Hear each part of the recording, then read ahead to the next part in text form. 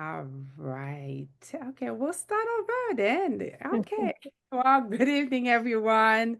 Thank you for joining the Zoom tonight to discuss domestic and gun violence that is affecting so many in our community.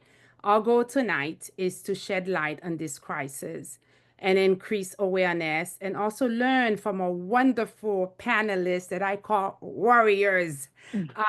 And how they're working together to increase awareness and providing support, mentorship, and also um, bringing so many to healing victims have experienced gun and domestic violence. So, my name is Dr. Margie Lozama.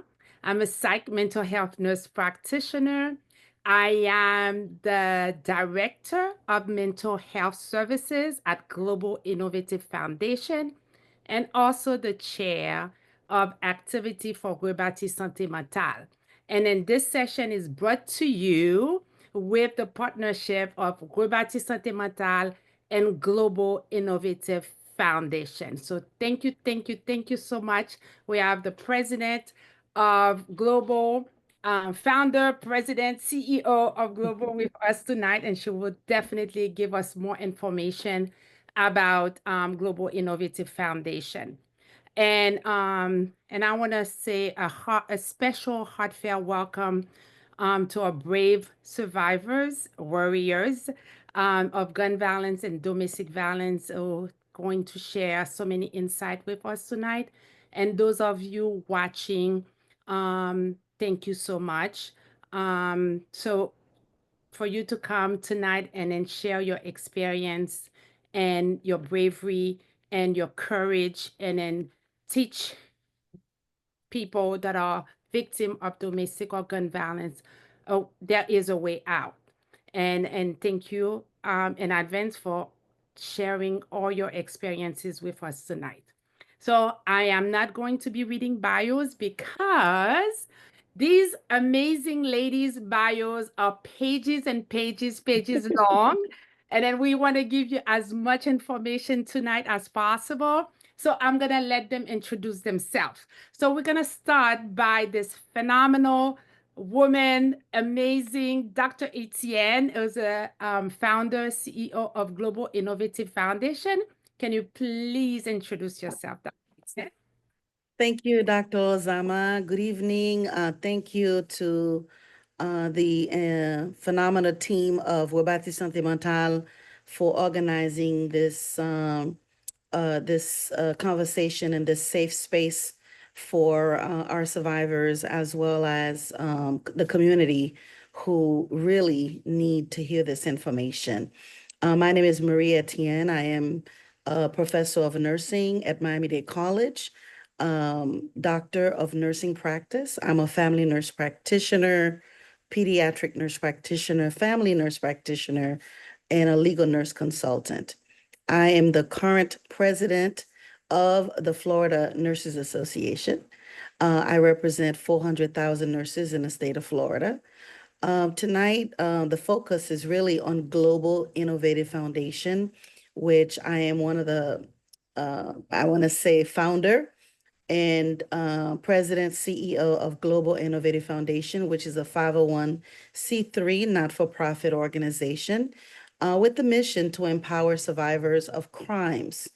And we do this through scholarship, education, and we provide resources such as mental health services, behavioral health, and other resources that are needed to empower our survivors. And it's a pleasure to have our chairwoman, Enel Di Castro, Dr. Lozama, who's also on the board, is also a founding member of Global Innovative Foundation. Thank you, Dr. Lozama, for being at its inception since 2019. And of course, our other board member is Dr. Martha Wydra, who is the deputy director of not only mental health, but also the advocacy team. So without further ado, I will turn it back to you, Dr. Lozama. Thank you. Thank you so much, Dr. Etienne. And next we have Dr. Martha Rydrat. Thank you. Good afternoon. It's a pleasure to be here with all of you guys. My name is Martha Wydram. I'm a DMP and critical care. I'm also the founder and CEO of Wings to Freedom Foundation. As Dr. Etienne mentioned, I am initially Deputy Director of Advocacy and Mental Health for Global Innovative Foundation, which has been like my roots for doing a lot of other things that I do. And I just very happy to be here. Thank you, Dr. Rydra. Next, Dr. Elliston, Caroline Elliston. Good evening, everyone. I just want to say thank you to everyone who is on the line, and also, of course, our wonderful moderator, Dr. Lozama, Dr. Etienne, Rebati Sante Mentale, and also all of my fellow panelists. So thank you so much for allowing me to be here and to tell my story. And if I just get an opportunity to touch one life, change one life, then my work would have been done, or what we're doing here would be great.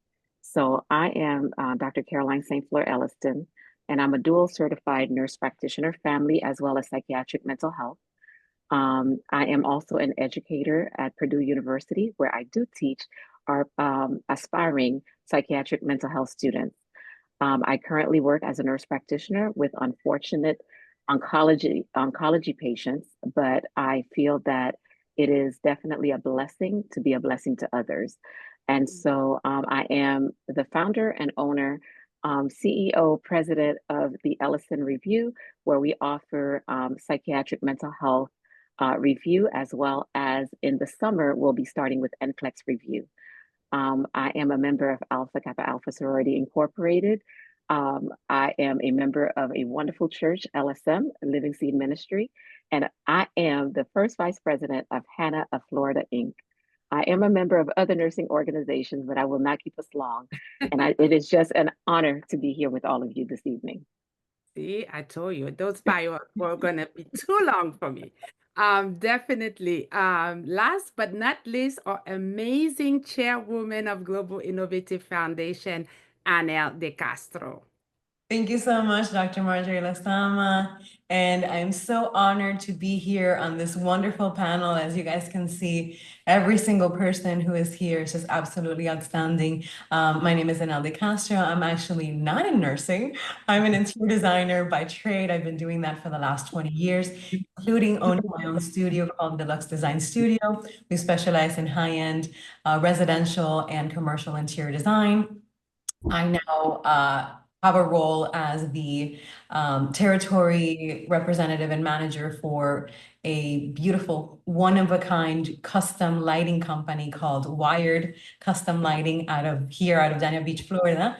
And recently I authored my first book called Gracefully Broken, Beautifully Healed, which is the background that you guys see, which launched in March. And the beautiful thing about this book, not only am I sharing my story with you, when I met Dr. Etienne in 2019, I wanted to partner, I wanted to create a vehicle that would create income that I could donate and that I could partner with organizations. And so the partnership with Global Innovative Foundation literally is the main point of this book, really, is to create that vehicle so that we can continue supporting survivors of domestic violence, human trafficking, and gun crimes, as well as any other person who comes to us that needs it. And so I'm just honored to be here. I can't wait to get into the conversation. All right. Well, thank you so much for your treat tonight. And before we start with anything, because I mentioned earlier, this is a serious subject that we're going to discuss. It's a crisis in our communities. And then to give you an idea how serious it is, 1 in 3 women and 1 in 4 men have experienced some form of physical violence by an intimate partner in their lifetime. And also we have nearly 20 people per minute. I'll repeat that again. 20 people per minute are physically abused by an intimate partner. Over 10 million victims per year. That is for domestic violence. And for gun violence, we have 48,000 gun-related deaths were recorded in the US in 2023. And then firearms are the leading cause of death for American children and teens. So this is very serious. And then this is the reason why Rebati and Global, we partner to bring you more information, increase awareness, and let you know that you are not alone. So there are organizations readily available to support you, help you, mentor you, and then really walk with you in your journey to healing. And so we will start first by asking everyone just to give us, because everybody see, we listen to each of you presenting yourself, and you're well accomplished ladies, women, and advocates, and then you're advocating for gun violence, domestic violence, and also human trafficking through your different organization. But everybody needs to know, what was your journey like? Can you just give us a little briefly? I know that it is long, but in order for us to go through all the question, if you can summarize it as much as possible. So Anel, you were last. We're going to start with you first. So if you can just, just briefly give us an idea, what were your journey like, and then why you think it was necessary for you to write this book and get involved and be an advocate. Absolutely. So when I was actually in my mid-30s when I came to and find out that I was trafficked when I was 5. So I am from Dominican Republic. I was born in the mid-80s. And actually, I was having this conversation with my mom, who we were talking about the book, and I replayed that scenario with my mom, and she remembers exactly who it was. She remembers the change in my behavior. And, I go again, to keep it brief, in detail, and, it's actually chapter 1 of the book. I go into the 2 instances that I was taken from my home, the first time when I was 9 months and the second time when I was 5 years old. And I didn't really start to deal with that until I was in my mid-30s already. But, knowing what I know now about a small child's brain that goes through trauma, it basically perpetuates you to think abuse is normal. And so I ended in a mentally manipulative and emotional manipulative situation with my ex-husband. And I was with him for 10 years. And it wasn't until after I was separated and pretty much divorced from him was when I came onto this journey of discovering that I was trafficked when I was 5. And, I didn't know what gaslighting was. I didn't know what, manipulation was. I just thought it was normal. And so the last 10 years I have spent on this journey. And that's really what I cover in the book as to, what happened to me. Thank you for sharing. And then next we'll go to Dr. Elestin. Thank you again. So my journey began when I was in college.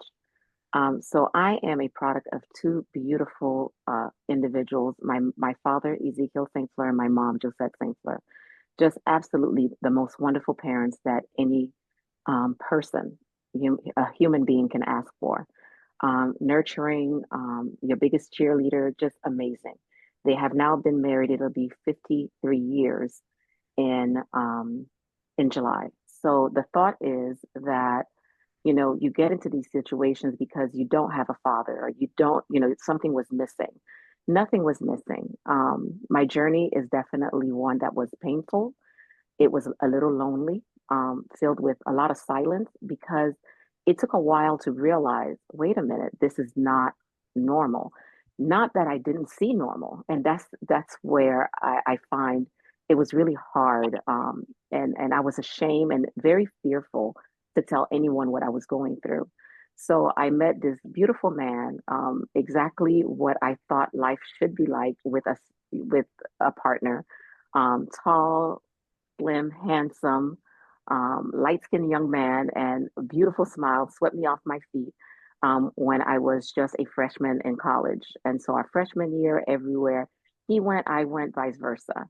And so, to make a very long story short, he was going to the military and said, you know, um, let's get married so that, um, you know, we don't lose each other, right? So at the age of 20, we convinced our parents that yes, we can get married at 20.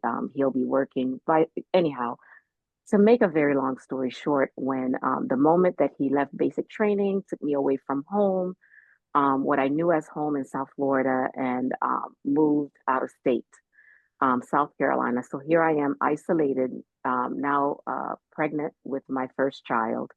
And it was just a lot of emotional, physical, mental abuse, just heart-wrenching stories that I can tell you of um, what it was like.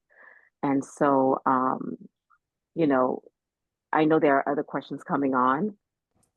So I will end it there and just, what I thought at a young age was the love of my life, was my abuser. Can Listen, you guys hear me? we can hear you. Yes, thank you. Okay. Dr. Wydra? I'm a Colombian, came with a lot of dreams like everybody else for a very specific situation, not really because I want to come. Eventually, I met my second husband, and the best part of it, there was two amazing kids, so beautiful. They are the, I don't know, the oxygen for me. And unfortunately, during this second marriage, I encountered and I learned what a domestic violence, very violence life can be. I went from a slap and a horrible verbal abuse to almost losing my life and even having facial reconstruction. I don't wish this to nobody. And it's a learning experience where I realized as much, especially for those that are nurses or in the medical field, we always think that we can save everybody. And I was placed in a situation where he will manipulate my career. Oh, no, that you call yourself a nurse, so you're not kind. I need help. You have to stay. You cannot say anything. And I went through the whole period of getting isolated, withhold from things that I love, fighting hard to stay at my job. Thanks God I never really resigned. But the problem was he was too abusive, way, physically, verbally, emotionally abusive to me and my kids. The amount of violence that we had to endure is something that you don't wish to anybody in this life. I believe God gave me a second chance and to actually turn this life around and decide to help others in similar situations, because for some period of time I thought was never gonna live. I never will be able to leave the situation for many other reasons. And one of those is when people ask you, it was about why you didn't leave. We will talk about that later. But the abuse is really, it was real. It was really bad. God is good, and here we are out of that situation. And Um, Dr. Wydra. And then Dr. Etienne, I know your experience is completely different and the focus is on domestic violence, but it intertwined because just last week we saw that two women died. It was in the news, they were shot dead. So can you share a little bit of your experience on gun violence? Thank you, Dr. Lozama. Every time we talk about these issues, it sort of bring back the trauma. And as we relive these experiences, I'm just glad that you're here as a mental health a director and counselor to redirect us and giving us the strength that we need to endure what we have gone through. In 2018, I was coming from a pinning ceremony from Miami-Dade College, and I arrive in my front porch, and as I park my car, and my friend just left because she was driving with me. She took her car and left, and I pulled in my driveway, and I'm sitting there in the driveway with my phone, checking my phone, and then I walked out. And I noticed this black car just stood there, just parked right at the stop sign for a while. And I thought that was a little bit strange. So I'm walking up behind the car to go inside my house.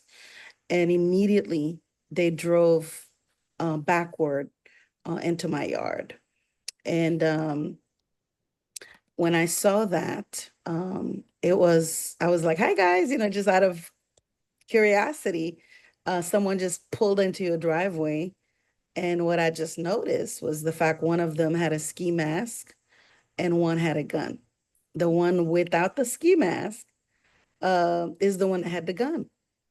And I said, hi guys, how can I help you? What can I do for you? And one of them said, all we want is your money. And I looked at him and I said, look, I have a son. I know how it feels to be hungry. If you're hungry, I'll give you money. You can go eat. And I'm having a conversation with somebody with a gun. And he looked at me, says, give me your purse. And he grabbed my purse from my hand. And the one with the ski mask grabbed me on my chest just to see if I said, I don't have any chain. I said, look, guys, just give me my license and everything will be okay. You can take the purse. And then the guy said to me, give me your phone. He grabbed my phone from my hand and he actually told me, get on the ground, pointing the gun at me. And of course, without a thought, I got on my knees and I started praying. And as I started to pray, I don't know what else happened after that. I went to another realm. And when I came through, I opened my eyes and I felt the sweet spirit of calmness. And as I said, I was probably into a spiritual realm. And as I opened my eyes and I realized my trunk was open, my laptop was gone, and just some material things, but I was still in a shock. So when I went and knocked on my door, I said, knocking my door, my son was in his room. My mother-in-law at the time was alive. She was in her room. And my little dog, Chihuahua, who also no longer with us, was in there. And nobody made noise, nothing. And I said, thank God that these individuals walked away, spared my life, and they took material things, but they could have gone into my home. They had the keys to my car. They could have done anything, but God spared my life and my family. And so this is one of the reasons why I felt powerless. When you are put in situation that is so dangerous like this and you feel powerless, after much reflection, you think about, why did God spare me? I'm already a nurse. I have a doctorate in nursing. I have a profession. What is it that I can do differently to say, thank you, God, for what you have done for me? And Global Innovative Foundation was not initially birthed. It was Global Innovative Consulting Network because God told me to start a business. And guess what? The very first assignment that I got was to do the philanthropic work to help survivors. And it was right after the very first Power and Influence luncheon at the Biltmore. Then we debriefed, and Dr. Miller and everybody else said, you know what? Why don't we just start a foundation? We need to do something, a nonprofit, so we don't have to get, someone to be our a sponsor for a nonprofit. And that's how we created Global Innovative Foundation. There's more to the story, but just to let you know that when you have been traumatized, you can use that trauma and turn it into something very powerful to help others. And I'm just grateful and thank God that I had that opportunity to live and to impact lives. Thank you. Thank you. Thank you so much, Dr. Etienne, for sharing. Mhm. And then just like Dr. Wright-Drum mentioned that a lot of the time people would ask you why you're not leaving, why you stayed, and all this question, asking you question, thinking that it's easy. But you guys did it. So what gave you the strength? What was the turnaround for you that said enough is enough? I need to leave that the situation. So can you please share that with us? And how challenging was it for you to do so? We can start with you, Dr. Elliston. Thank you again. So breaking free wasn't a single moment. It's a process, and it's small steps, and it's courageous steps. The strength, it does come within, but God is all I can say. God sustained me.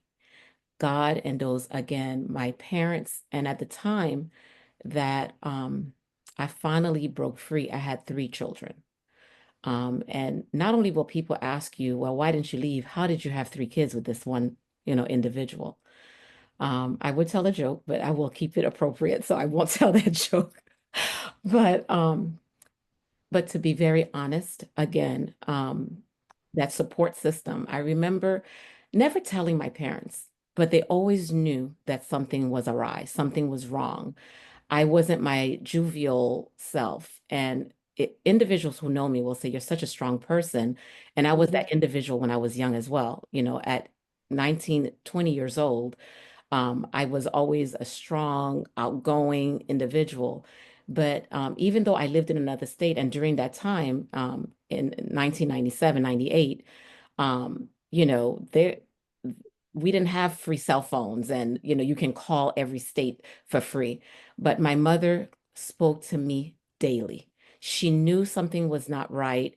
She said, you seem like you're not happy. And I was like, no, Mom, I'm fine, because I was embarrassed, very, very embarrassed. But what really did it for me, and I will share this, never shared it with anyone, so I'm going to try to share this with you all. He was in the military. And so on the base, we lived on the base, and we had an SUV at the time.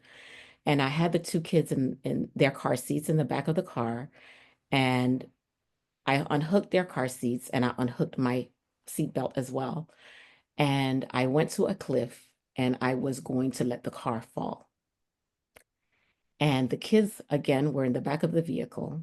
And I called them my little saviors after God. I know that.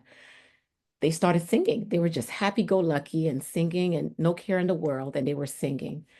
And I remember it was the wheel on the bus because their little hands were going, couldn't even speak very well. But and then the oldest of the 2 started singing, Jesus loved me, this I know. Wow. And I remember looking back and saying, how could I take their life? If anything, I have to take my own and not theirs. But that was my saving grace, saying, but then if I take my life, who's going to take care of them? And so we have the protective factor, and those were my protective factor. One of the things I can say I thank God for, he was never abusive to them, not unkind at times, but not abusive. The aggression was towards me. But when I finally had the 3rd, and I was dragged from a moving vehicle, road rash, and was taken to the hospital, and thank God everything seemed to have been okay. And when he was born with deficits, to the point where he needed to be on ECMO, and the irony was that I was a NICU nurse at the time, then I said, you know what, enough is enough. Because if he can do that to me, one day he can do it to them. And that's when, because I left many times, went back, left, came, went back. So again, those courageous steps finally said, let me go. But then they come with a song and a dance, and I love you, and I'm sorry, and it'll never happen again. And so you go back. But the final straw for me was when my child was on ECMO, and just felt like, okay, it's time. I have the support system. It's time. Thank you, Dr. Elliston, for sharing. Thank you. And then I'm going to ask Anel and then Dr. Rydra to share as well, because breaking free is different from, it's unique to each person. And then I would like, the people on the Zoom and watching to really understand that what it took for you to break free. Anel?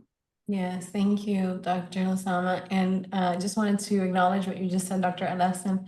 It just moved me to tears because my last straw, I also was married when I was very young. I met him when I was 19. And the profile of, these men is the same. They're very handsome, they're very charming, they sweep you off your feet, they love bomb you, they make it seem like you can't live without them. They become such a part of your life. They charm their way into every part of your life, literally, whether it's work or your family or your friends. And then they slowly start isolating you from all of those people, making them your source for all of that, right? So I met my ex-husband when I was 19 years old, and by the time I was 29, I grew up with him. And as I matured, there were so many things. There were so many things, so many red flags that I ignored, whether it was the way that he would not follow through on anything. He would make promises, we're going to do this, we're going to make plans, we're going to do it, and then he wouldn't follow through anything. And like little pieces of my heart just kept breaking and breaking and breaking, along with my self-confidence and my self-esteem. My last straw, we're talking about, we've already been together at that point over 8 years. We had already been married. I don't think that I think we must have been married for a year and a half at that point. I'm about 26, 27. And we had already had some very serious problems. He had raised his hand at me several times. He never actually hit me. But the verbal abuse, the emotional manipulation, the isolation, all of that was present. And you're made to feel like you're crazy. You're made to feel like you're a problem to be solved. They complain about one thing, so you try to fix it, then you got to walk on eggshells. You're never, it feels like I'm never enough. I'm never enough. Whether I do this, I'm wrong. Whether I do that, I'm wrong. You're never in the right. You can never win the argument because no matter what you do, you're always wrong. I remember we were intimate one time, and when I woke up in the morning, he wasn't home, which was very unusual because I had woken up quite early. It must have been 7 in the morning on a Saturday morning. And shortly after that, he comes in and he has a Walgreens bag. And in the Walgreens bag is a Plan B. And the fact that his excuse was, we're not really having, we're having a lot of issues right now, and bringing a baby into this, we probably shouldn't do that. And that was the only thing I wanted at that time. The only thing that I wanted at that time was, we had already been together for 8 years. And it was never the right time. But you know what? I'm thankful. So when he did that, I literally asked him, I asked him to hand me the package, and I drank it in front of him. And the moment that pill hit my stomach, I knew that I had to get out, because if this man could think about killing our children, he could kill me too. I haven't been remarried and I have no children yet, because that was very traumatic for me. But I'm hoping that by sharing my story with you ladies today and everyone who's here in my book, women can wake up to not ignore their gut, to not ignore that feeling that this isn't right. I shouldn't be treated this way. We keep ignoring what we know isn't right. And we keep putting ourselves in these situations, knowing that this is not what love feels like. So I just really hope and pray that we continue to empower ourselves to listen to our intuition, even if it makes you alone, single for longer than what you want or intended. You are worthy of not being emotionally manipulated, hit, or abused. Thank you, Anel. I know that's what I call you guys warriors, because I know it's not easy. It's not easy to share your story and then, relieving the trauma. And then we truly, truly, truly are grateful for you guys doing so too. empower other women that may be in that situation and don't think that they have a way out. So I truly, truly appreciate you guys for doing that. And then really, if it's one person that we can, empower, Yes. break free, that's the purpose of tonight. And again, thank you for doing that. Dr. Wydra? I feel bad and sorry for other people's experience. And like you said, for each of us has been different. For me, the breaking point was the night that I literally was fighting for my life, and I ended in a hospital with a broken face, swimming in my own blood. He went to jail that night. I went to the hospital, and that's the last time that I have to share a roof with this human. When you ask in the beginning the why, we all have a why. And more I work with other victims, more I learn that every single of us have a different why we stay. I was planning on leaving for a long time. I have an older daughter. These are my two little ones. And I remember making plans for her. How are we gonna escape? I overheard conversations that he had saying he was planning on me getting out of the house, so he will actually lock me out, and we call I abandoning my home and many other things. I knew he has some serious plans to take my kids away from me and to hurt me in other ways also. One of the reasons why I stay at times was one of the many times that he beat me up, and they were black eyes and horrible, beat up in the worst way. And I say, I'm done and leaving. I'm leaving. I remember he put me inside the closet in my own room. And I was crying, I was screaming, and I said, I'm done and I'm done and I'm done. And trust me, I'm leaving tonight. And I want to leave out of the closet. And he asked me, okay, so you're leaving? Perfect. In which box do you want me to pack those kids?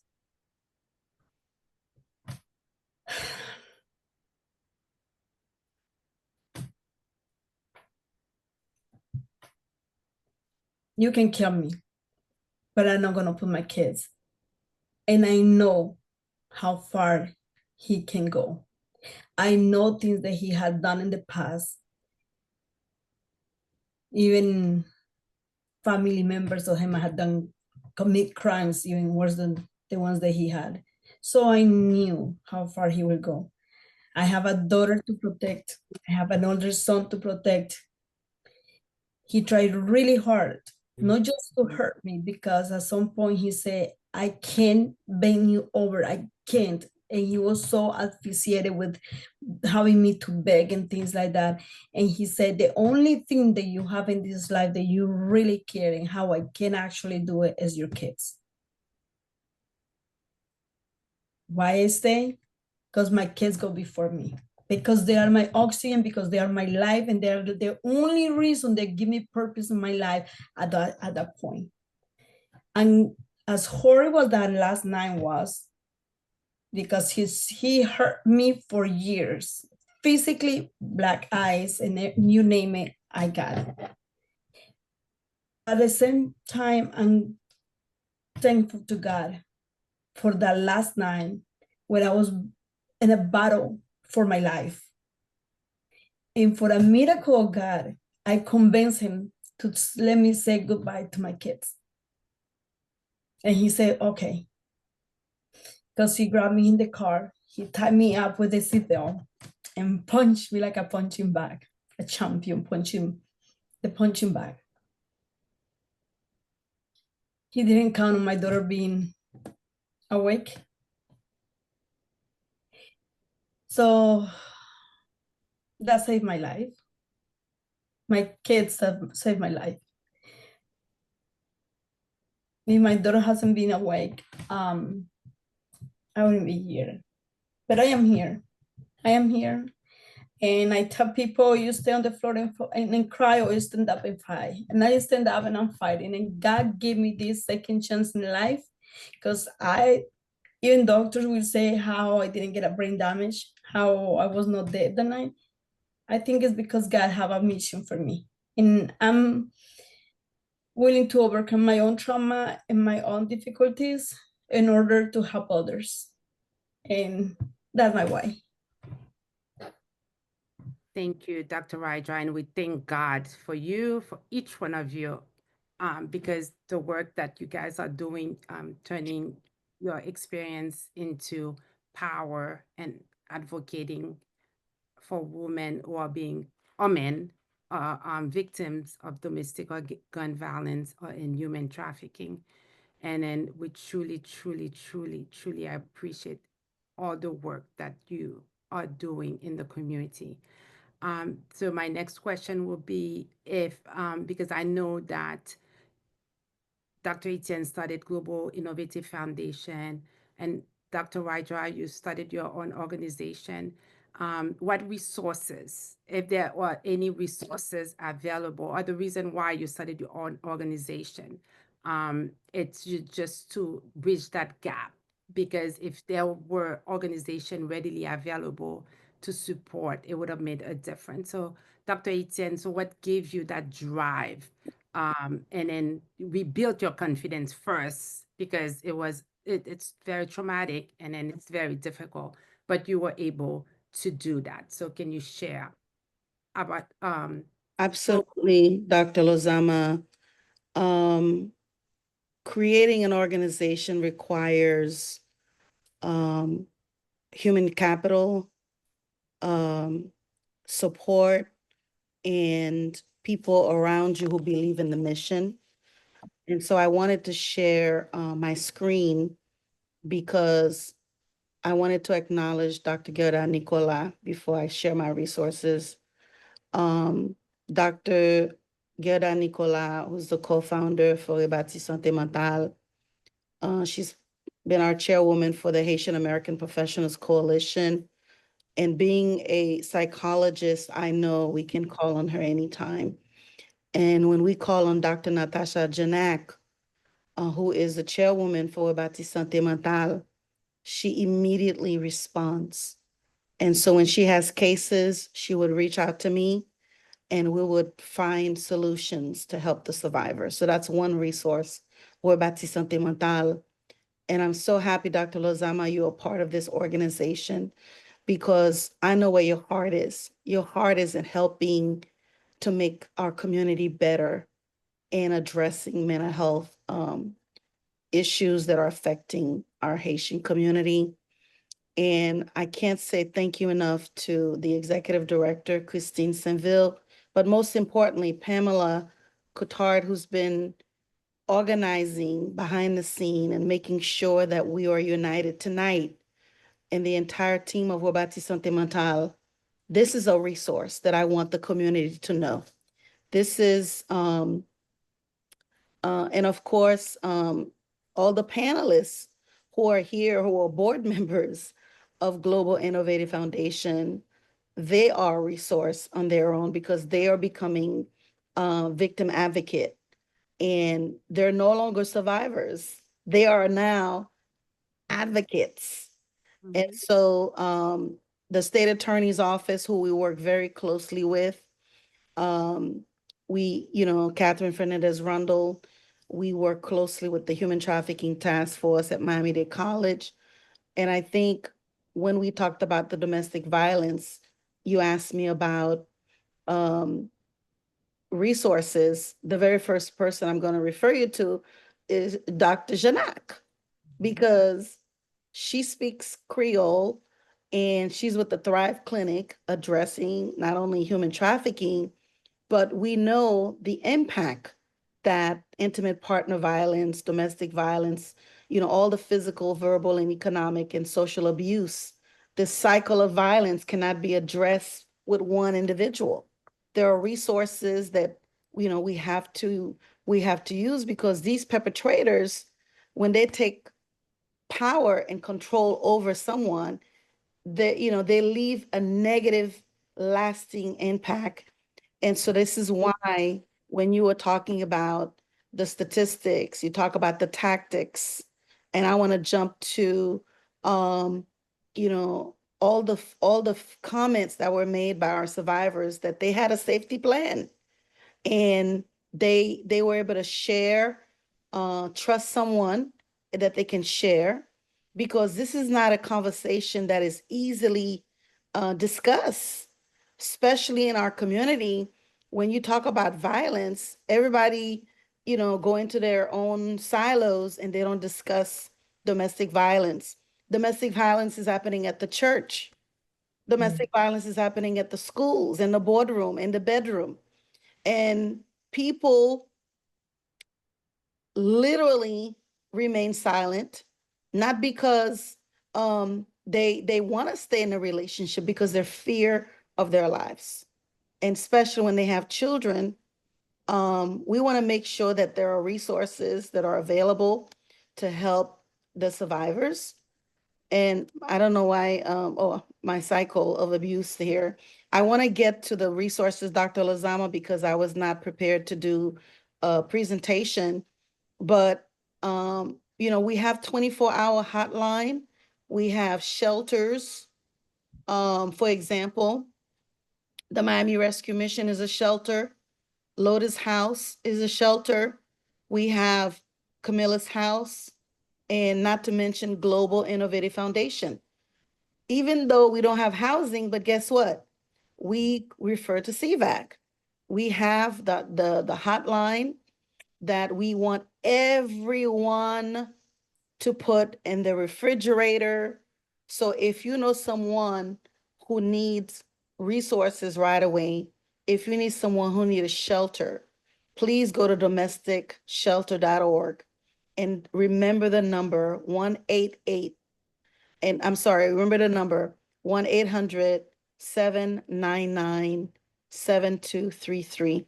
And I have a slew of resources that we put together at our organization to share with, whether it's national, whether it's a child abuse situation, whether it's a sexual assault case that we have, whether it's LGBTQ concerns. We have Survivors Pathway that will refer to all the LGBTQ survivors.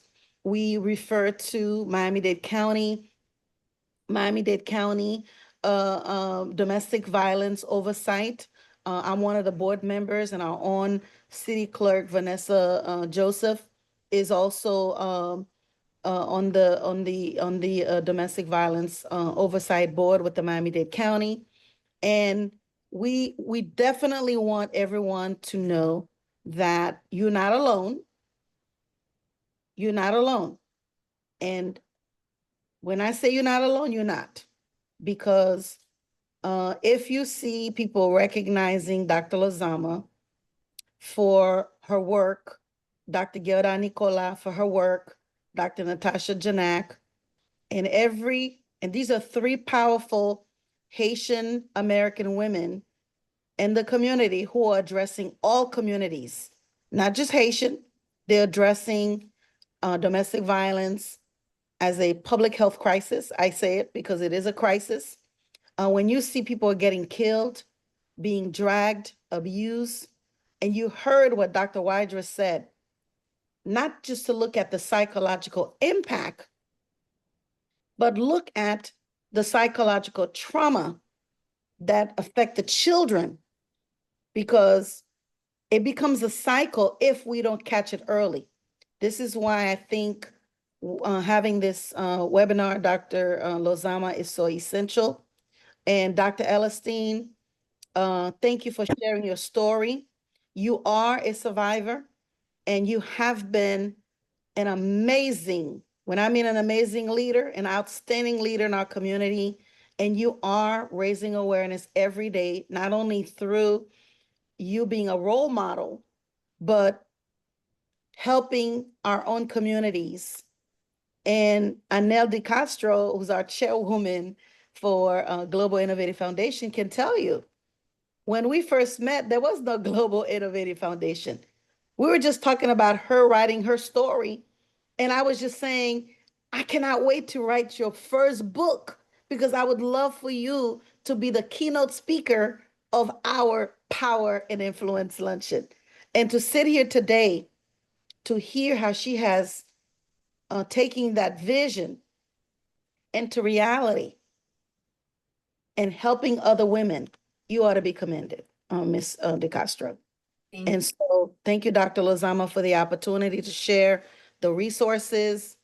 Thank you once again to Rebati Sante Mentale for organizing and collaborating with Global Innovative Foundation to put this. And thank you to the entire board of Global Innovative Foundation for supporting this endeavor. Thank you. Thank you so much, Dr. Etienne, because a lot of the time people think there's not resources available to help them. And also a misconception, if it's like if you call the shelter, you will put on a waiting list. There's no waiting list for victim of domestic violence. They will find a way to shelter you. So please do not think that if you listen to other people, a lot of people are come to the clinic and they said, oh, there's a waiting list that they have to register. But the minute you say you're a victim of domestic violence, they try to find a shelter for you. There's no waiting list for domestic violence victims. So I know that we're moving with the time. We started a little bit late, so we're still going on, and I still want to leave time for question if anybody wants to ask some questions. But for the person listening, and then the person that feels that there's no way out, I cannot get out at all. I like each one of you to, what advice would you give to that person listening and then that doesn't have the strength to get out? Martha, Dr. Rydra? Yes. Going back to the research, when I just went through this and talking about no way out, my way out was when I went to the hospital, when I finally police took him away. And once I was there, they gave me a little piece of paper in the hospital. And when I got home, I checked on it to see what the piece of paper was. It was a woman in distress pamphlet. Initially, they were helping me. They were suggestions for getting on a shelter because it was so cruel and so hard. But I have many other things going on, so I couldn't stay in the shelter, but it was option to be in the shelter. Eventually, I spoke to Dr. Etienne and told her what was going on, and she embraced me, and she just hugged me and came into my life. I know Dr. Etienne. I'm not gonna say many years because that's gonna make us look kind of old, but no, just quite a few years, 2008, something like that. And she actually helped me to visualize things in a different way and give me the opportunity to be in global. And eventually I also opened, I'm not sure before or after I opened my foundation, because I promised it to my daughter, because my daughter was devastated by all this situation. And I promised to her that I will stop crying and suffering, and I will stand up and I will just do the right thing for me, for her, and for everybody else. Through the process of having Wings to Freedom Foundation and being an advocate and being a part of Global Innovative Foundation, I had the opportunity to make links with a lot of other, I would say, institutions and person and people that they want to help domestic violence victims. I also, through this process, I wrote a paper, research paper. It took me a while, and now it's been published, and actually it's being researched for other people doing investigations about domestic violence, which includes serious statistics and a lot of information all over the place about what is intimate partner violence, because today days they don't want to call it just domestic violence for the nature of the way that it happens. So the bigger umbrella that we use now is intimate partner violence.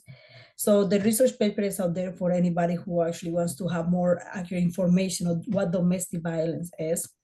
So as part of also offering as a research. So in global and in Wings to Freedom, we make sure that we assist the victims, that we get I would say emotional shoulder, and it's very much needed. We sometimes underestimate how important it is for somebody to give us a hug and say, we're here for you, we can do something for you, which is very important, as well as guiding there. I'm not a lawyer, but I do have a team of lawyers helping us pro bono, and I also have a link, so not only the work that we do in global, but with women in distress in Broward and other places that we can offer assistance and say, we are here to help. We are here to help you. We understand what is need to come out, what is need, because domestic violence doesn't end the day that we leave the perpetrator. We just come to another stage of domestic violence, which is financial, which is emotional, which is a struggle. That's part of the domestic violence also. It's there are research, there are good people trying to help, and here we are, global and Wings to Freedom and many others. We are here to help, to tell you, you are not by yourself, and it's a way out, and we will make sure that you guys stay safe. Thank you, Dr. Vaidra. Thank you. Anel? Thank you so much, Dr. Osama. Dr. Wydra touched on something very important, is the financial devastation that happens once you leave the stable home that you had, whatever that looks like.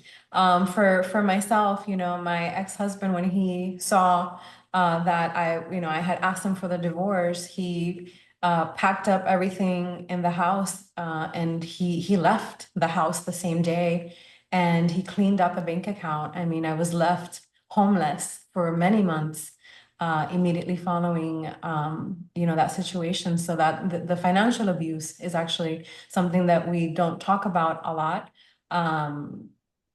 The after effects of leaving and the reality. And I can't even imagine, because I was in a situation by myself. I did not have children, and I know it was incredibly difficult for me.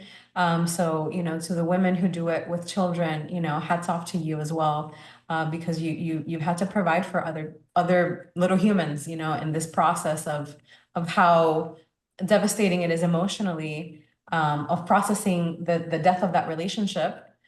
Because even as horrible as these relationships are, we're still, I mean, for me, I was in love with my ex-husband when I asked him for a divorce. I mean, I knew that if I didn't leave, as much as I loved him, I had to love myself more, because it was only going to go downhill if we brought children into that marriage. So, to answer your question, Dr. Lasama, resources. I actually did not have a lot of resources when this happened. I was away from my family already. I'm from Orlando. I had moved to Miami at that point. I had no friends or family when I moved here.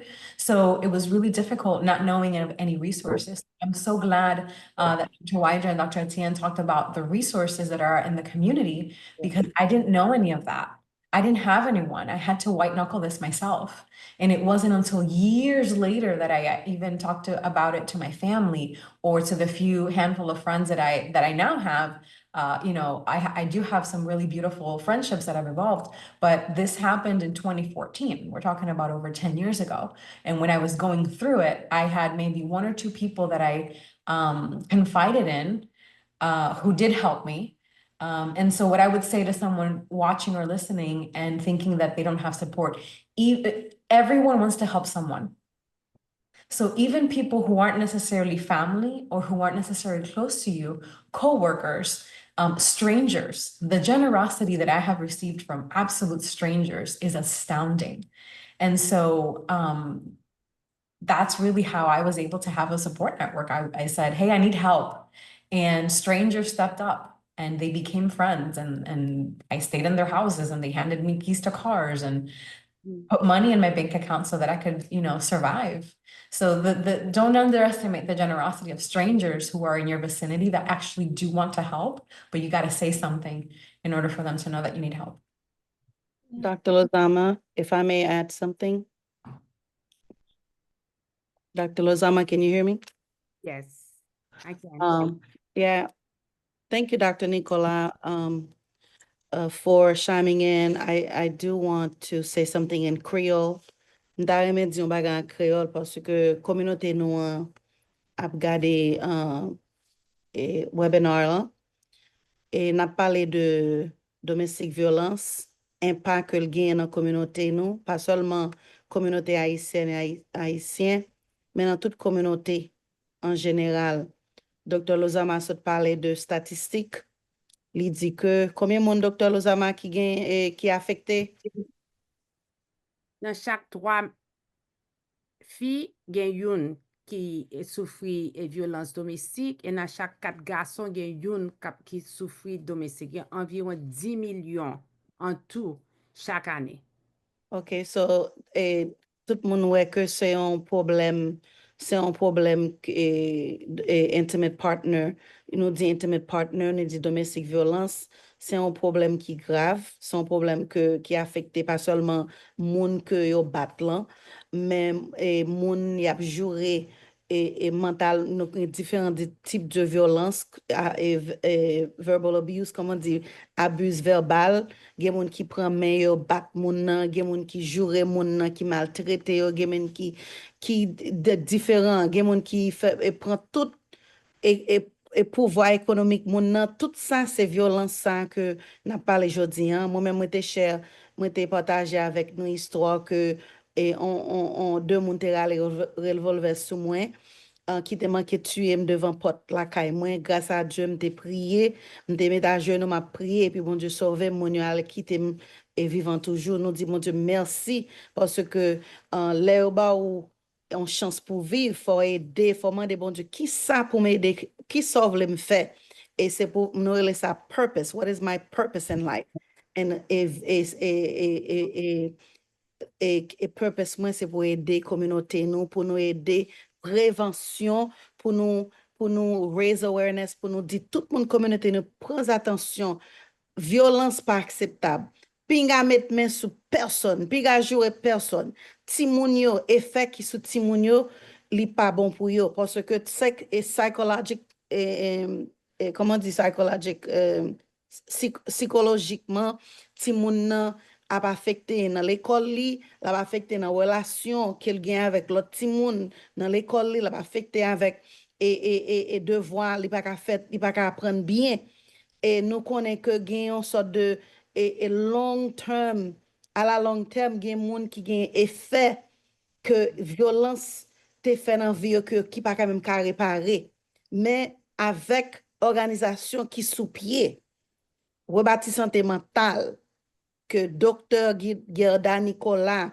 qui était co-founder, qui était essayé fondé avec l'autre professionnel haïtienne que nous gagnons, qui gagne un expert sur psychiatre, moun ça a été développé et organisation ça pour aider communauté. Nous connaissons que victime yo, moun survivor yo pas pour compte yo. Yo là pour un service, yo là pour un counseling. Yo là, tant que Dr. Lozama, c'est un bon exemple que Dr. Lozama te dit, ma pral retourner l'école pour moi venir spécialiser dans psychiatrie et nursing psychiatrie pour m'aider communauté haïtienne à comprendre que mental health c'est pas un tabou lié. Moun kap met men sou moun suspend bat moun, suspend jouer moun, suspend affecter moun. C'est ça que fait nous voulons communauté nous gon belle communauté, nous voulons communauté nous thrive. Pas gen moun qui ka thrive les a subi Abusé.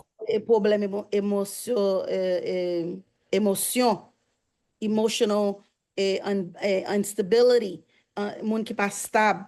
Et nous dit tout le monde qui a regardé aujourd'hui, si sous ça haïtien ou ça haïtien, éduquer famille nous, vivre en paix, respecter l'un l'autre, pas mettre main sur le monde. Et nous avons ressources qui là pour communauté nous. Nous avons une organisation, ça, Rebati Sante Mentale, qui fait un partenariat avec Global Innovative Foundation, une organisation que bon Dieu te fait nous créer pour aider tout le monde qui est victime de human trafficking, domestic violence avec gun violence, nous dit ça, le monde qui prend, monde qui a un problème et mental health, Rebati Santé là pour nous. Et gagne un numéro que tout le monde supposé mettre sous pied. Si nous voulons contacter Rebati Sante Mentale, relais 954 247 40 49. Si nous besoin relais Global Innovative Foundation, n'a relais 305 647 87 30. C'est très, très important pour nous aller sur le site Rebati Sante Mentale, al sous site yo, je numéro nous, al sous gifoundation.org, gifoundation.org, ou je numéro que nous gagnons pour le office nous, pour ceux qui ont un monde qui ont problème, qui besoin d'aide, qui besoin shelter, qui besoin mental counseling. Nous avons moun et docteur Natacha Janak relé moi, li dit docteur Etienne, nous avons moun là qui subit violence.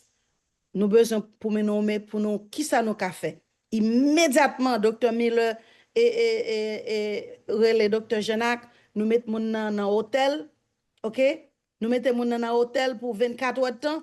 Pendant ce temps, moi relé Miami-Dade County Domestic Violence Oversight to take over the case pour faire un assessment pour est-ce que mon safe immédiatement. Ce travail que nous avons fait, son devoir pour nous-mêmes, pour aider la communauté. Nous. Elle m'a dit, docteur Nicolas, merci parce que vous avez une suggestion pour nous parler en créole tout, parce que même si créole n'est pas 100%, même que le peuple a comprendre, les gens qui parlent créole, interrompent moi parler créole bien, parce que tout le monde connaît, gens nous passionnés avec et issus et cause domestique violence parce que nous pas les violences. Enough in domestic violence today. Jodi, faut nous suspendre domestic violence. Thank you. Merci. Merci beaucoup. Merci beaucoup, Dr. Etienne. Summarize comme si vous avez une bonne idée en créole et créole en forme. OK? Yes, Tout it le is. monde OK? Dr. Gana, merci. Nous apprécions Thrilled ça. that I caught half of that. Dr. Nicolas. Always, Dr. Nicolas. Thank you so much.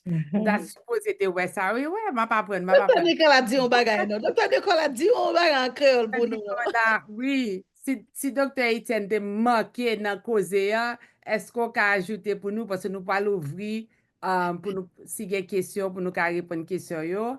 En attendant Dr. Nicolas et puis moi ouais que chairwoman moi t'es là tout Dr. Janak. Oh, Dr. Janak, we love you. Yes, she's a chairwoman for Rebati Sante Mentale, a phenomenal woman. So Dr. Nicolas, si vous voulez ajouter un bagay de ça, Dr. Etienne soit dit en créole pour nous.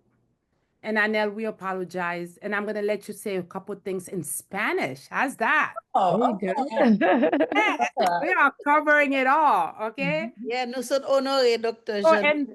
and Dr. Rajwa too. All right. Yeah, So that and we'll talk a little bit in Spanish because we have Spanish followers as well. And then so I'll let you guys say a couple things in Spanish. All right, Dr. Nicola. There's absolutely nothing else I can absolutely add to this. I just want to say a special thank you to every single one of you for being a voice. We know how hard it is, but it is, the issues of violence and trauma has a way of silencing us and of taking our voices away. And when we speak, we take our power back.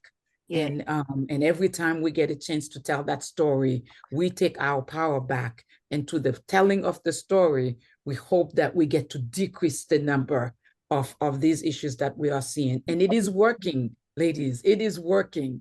It may not seem like it is, but it's working. And I'm super excited that we get a chance to partner with Global Innovative. This is like an ongoing, it's like we are for life. To be able to partner, to be able to pull together these conversations. And so thank you so much for who you are. Thank you so much for being a part of the change that we know is absolutely necessary for the future. Thanks so much. Thank you, Dr. G. All right. So, and then one piece of advice, Dr. Elise gave us one piece of advice. And but I won't do that to you. But for ça, Dr. Elise vous dit le créole. Mais dégageons. Oh my goodness. I'm gonna just say it in English. I have to say, I'm going to say this in English because it has been on my heart all day long. I have been thinking about it, and I love the word survivor. But to me, survivor means I made it out. I call myself an overcomer. Not only did I make it out, but I rose higher than what tried to break me. And so Yes. this is what I try to remind people. It's not just about surviving it, but it's about overcoming it. And so there is no way I'm going to say that in Creole. If Dr. Nicola, if you want to say it for me, but it's about overcoming. Ah And oui. so I just want to share a quick story. I remember people really helped me. I know the question that you asked, Dr. Lozama, and I want to share this. Sometimes you get the help from a place that you never thought the help would come from, right? We were living in an apartment, and I remember he cursed me out. And I remember the neighbor hearing it, and he came downstairs and he took him out of the house, and he said, I live with my girlfriend. That is your wife. I would not speak to my dog that way. Why are you speaking to your wife this way? A lot of times when I got assistance, because my family was in South Florida and I was in South Carolina, it was people who heard, who called the police, people who heard, who took me into their home and said, just come in here for a little while until he calms down. Of course, we didn't talk about alcohol, but alcohol was also a factor, right? So alcohol abuse. The moment that he started to drink, I knew get the kids out, stay out for a while. But then when I came back, it was, I was the punching bag, as Dr. Wydra stated. So about leaving and going out, just know that you're strong and there are people out there. If you don't know the resources, believe it or not, there are individuals out there who want to help. And so I got a chance to pay it forward. A few years ago, one of my friends said, do you know where I can go? I just need 2 weeks and then I can get on my feet. I knew this young lady since we were 10 years old. And I said to her, it doesn't matter where you have to stay in my home, you're coming into my home. Rather than staying 2 weeks, she stayed 2 months. And we talked and I pushed and pushed, got her the resources that she needed. But then now she is in nursing school, right? I send everybody to nursing school. So Yes. just know that there are people out there who are willing to help, who will pay it forward, or who would just want to make a difference. And so when you ask the question, for those who think they cannot get out, I do agree that just because they abuse you does not mean that you don't love them and you don't want to leave certain things behind. But there are materialistic things, and love does not hurt the way that this individual is hurting you.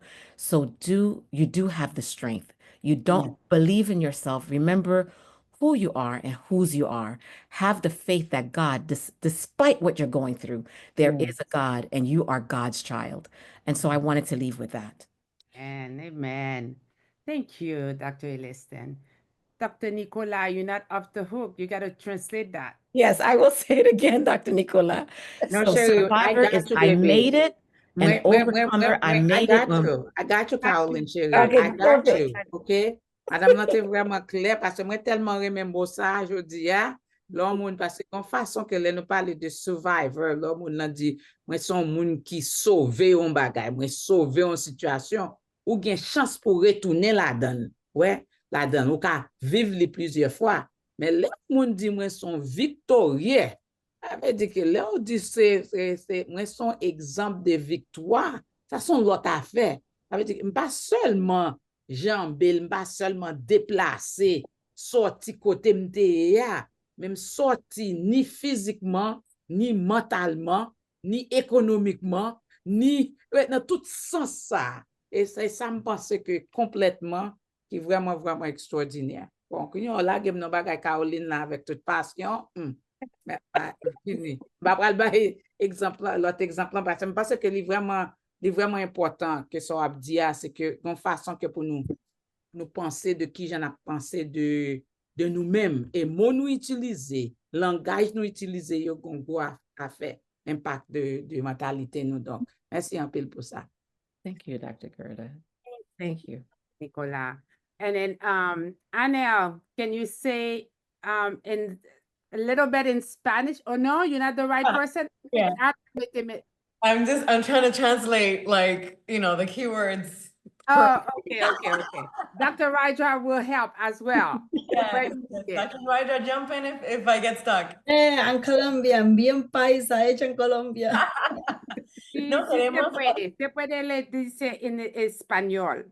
En If you español. want me to translate for you, tú puedes hacer eso también. Oh, Doctora Lozama. All right, let's do, give a piece of advice in Spanish.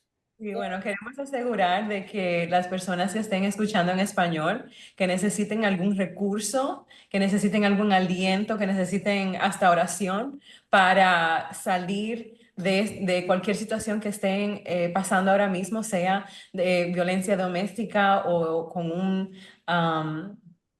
un domestic partner, o también puede ser con cualquier persona en su vida que esté pasando ese tipo de abuso. Tenemos recursos para ustedes, tenemos, si es un sitio donde quedarse, si es recursos económicos, si son recursos psicológicos o recursos médicos. Tenemos todo eso, parte de las organizaciones que estamos aquí en esta llamada, también en Global Innovative Foundation. Podemos hacer esas conexiones si no las tienen con los recursos que tenemos disponible para la gente que están pasando por esto. Si es tú misma o alguien que tú conoces.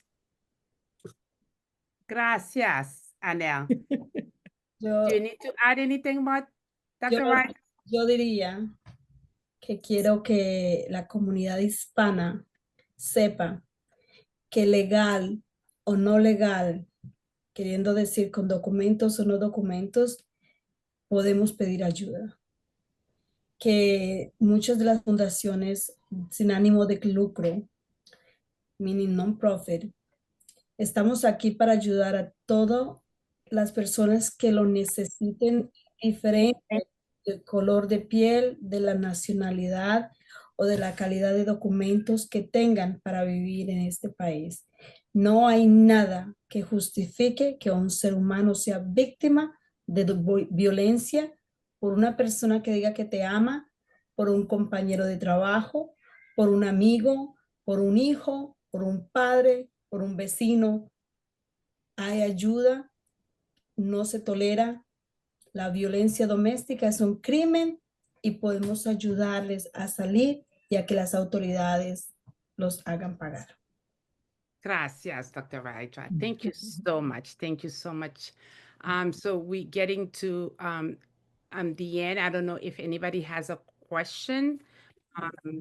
It's about 8:28, and then we just want to wrap up. If you don't have any question, I would love Dr. Janak to do Sorry, I'm so sorry sorry, but I do have a question from a colleague who's asked. I'm asking for a friend regarding, so as the people watching, regarding domestic violence situations with younger, in terms of teenage relationships.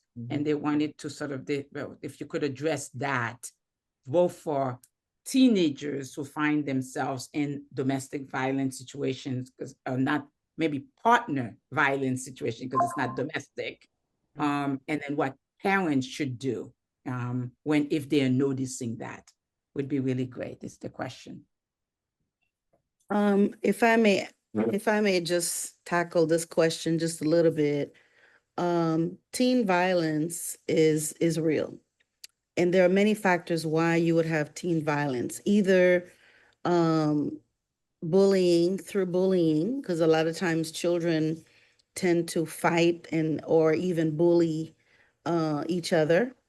And especially when you have a child who's already have low self-esteem, and couple with domestic abuse in their home, and that can trigger emotions, especially when they're at schools.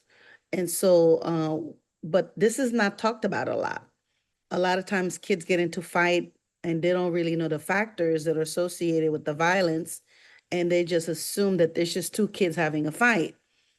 Whereas once this child is demonstrating psychological behaviors that affect their schooling, then now it becomes an issue because now parents have to get involved. So what can we tell parents who are having children who's being abused, whether it's physically, psychologically, emotionally? Listen to your children. That's the first thing. We always say it's better for you to listen than more you talk, especially when it comes to domestic violence, because you don't want to start giving opinions and judging. The key word is to be non-judgmental at all times. You cannot judge a child who's been victimized. You cannot judge a child who's been abused at a school. It's good for you to listen to your child. If you see your child is demonstrating those red flags, such as they don't want a lack of appetite, they don't want to go to school, they don't want to get out of the bed, there's something going on. So seek professional help for your child. And mental health should not be a taboo. Exactly. Mental health is real. If someone is not healthy mentally, it will affect their entire demeanor, their livelihood, and so on. So, Dr. Nicola, thank you for asking that question, because parents sometimes feel powerless and they can't help their children. And so this is when we, as professionals, we say, get some help. Call Dr. Lozama at the couch. This is the time where we call the Couch Center, because Dr. Lozama is the founder with the couch. Call Rebati Sante Mentale, Dr. Janak. Call Dr. Nicola, the psychologist, and get a specialist evaluation for your child. And we in Global Innovative Foundation, we have specialists we have at least 6 or 8 mental health specialists that are there ready to help children in case they need to, because I'm a pediatric practitioner, but I'm not a mental health psychologist. So it's important for you to get the right person to listen to your child, to do an assessment and evaluation of what's going on, because sometimes it may require other therapies that we're not thinking about. Thank you. You, Dr. Etienne. I At the couch we do 18 and up, so definitely the parent. Okay, I'll take the children. But if you call, I will definitely help to refer you and connect you with the right person. So always don't hesitate to call, because we're here to serve, and then we have the resources at Rebati Sante Mentale. We do have lists of providers, a directory, and then we can connect you with the right mental health provider to help you with your child. And the parent, if you need, the parent can need guidance and support, and we're there as well. And Please Dr. share the Jack, couch. yes, Please share the couch number on the chat. If not, we'll do that. We'll do that. So, at the respect of everybody time, if we don't have any more question right now, I would love our chairwoman, Dr. Janak, to give a closing remark. First, I'm going to thank every single one of you for sharing your experience. It was very, very difficult. I could feel the emotion, and we do appreciate, like Dr. Nicola said, you turn this experience into your power, and then sharing it. The more you share it, the more powerful it is. The more you're able to inspire others, to break free. So I appreciate every single one of you, and then thank you for the work that you are doing in the community. thank Dr. you, Banak, Dr. Lozama. thank Wow, you. wow, wow. Thank you, Dr. Lozama. Thank you, everyone, everyone. So Dr. Etienne, I am one of the clinicians I see teenagers. So I am one of the clinicians on the Rebati website, because I'm CEO of Visions of Healing, which is my private practice. So thank you. Wow, this was an amazing panel. I want to thank every last one of y'all. every last one of y'all. So as the chairwoman of Rebati Sante Mentale, this amazing organization, I stand with our overcomers, not using the survivors, and advocate an unwavering commitment to ending domestic violence and human trafficking, because these hideous crimes leave like deep scars, but together we can create a world where every individual lives free of fear and violence. And for those who are suffering in silence, I just want you guys to know that we see you, we hear you, we stand with you. And with this organization and all these amazing organizations, you know, we stand as a beacon of hope and a safe place where people can know they can come and get the support and healing that they need. So if you don't know anything else, you can come to any of these organizations you see here. We will have the resources. And I know Dr. Etienne, you have shared abundance of resources, because you have all these resources when it comes to domestic violence. But again, ladies, thank you so much. Thank you for joining Rebati to give out this very impactful message. Thank you so, so much. And as you know, we do this once a month. What is it? It's the third Thursday. Is this the third Thursday or is it the last? I'm not even sure.